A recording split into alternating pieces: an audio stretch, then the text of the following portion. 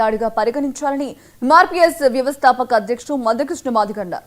దాడి జరిగి ఇన్ని రోజులైనా కూడా చర్యలు ఎందుకు తీసుకోవడం లేదని ప్రశ్నించారు. ఢిల్లీలో మానవ హక్కుల కమిషన్ కార్యాలయం ఉన్నా చర్యలు లేవని అన్నారు. చీఫ్ జస్టిస్ మీద ఓ వ్యక్తి బూటుతో దాడి చేస్తే ఎందుకు సుమోటోగా తీసుకోవడం లేదని మండిపడ్డారు. పోలీస్ డిపార్ట్మెంట్ స్వతంత్రంగా కొన్ని వార్తలు పేపర్లో టీవీలో చూసిన తర్వాత ఎవరు ఫిర్యాదు చేయకపోయినా సుమోటో కేసు నమోదు చేసే అధికారం పోలీస్ యంత్రాంగం ఉంది కదా. మరి సీజే గారి మీద జరిగిన దాడి ప్రపంచానికి తెలుసు కదా. ఎందుకు ఢిల్లీ పోలీసులు సుమోటో కేసు తీసుకోలేదు? మూడో ఎగ్జాంపుల్ చెప్తున్నా, మన తెలంగాణ ఎగ్జాంపుల్ చెప్తున్నా.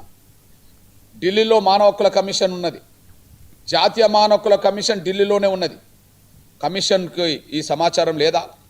ఢిల్లీలో ఉండబడే జాతీయ మానవ హక్కుల కమిషన్కు సమాచారం లేదా? సుప్రీంకోర్టు ఎక్కడున్నది? ఢిల్లీలో లేదా? దేశ రాజధాని ఢిల్లీ కదా. మానవ హక్కుల కమిషన్ కార్యాలయం ఢిల్లీలో ఉన్నది కదా. ఈ సంఘటన సుమోటో కేసు ఎందుకు తీసుకోలేదు?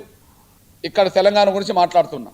ఒక వారం రోజుల క్రితం నిజామాబాద్లో ఒక రౌడీ షీటర్గా ఉన్న రియాజ్ అనే ఒక మొన్ననే పోలీస్ కానిస్టేబుల్ను చంపిన 40 కేసులున్న తనని పోలీసు వాళ్ళు ఎన్కౌంటర్ చేశారు. మనందరికీ తెలిసిన విషయమే. రియాజు మీద 40 కేసులు ఉన్నాయి. రియాజు ఎన్కౌంటర్ కాక ముందు 3 రోజుల ముందో 4 రోజుల ముందో పోలీస్ కానిస్టేబుల్ని చంపేశాడు. ఆయన మీద రౌడీ షీటర్ ఉంది. కొత్తగా పెట్టిన రౌడీ షీటర్ కాదు. ఏళ్ల తరబడి ఆయన మీద రౌడీ షీటర్ ఉన్నది. ఆయన అరెస్ట్ చేస్తున్నప్పుడు కొన్ని గాయాలు కావడమని హాస్పిటల్లో పెట్టినాక హాస్పిటల్లో పోలీసుల మీద ఎదురు తిరిగిండానో తుపాకు లాక్కున్నాడనో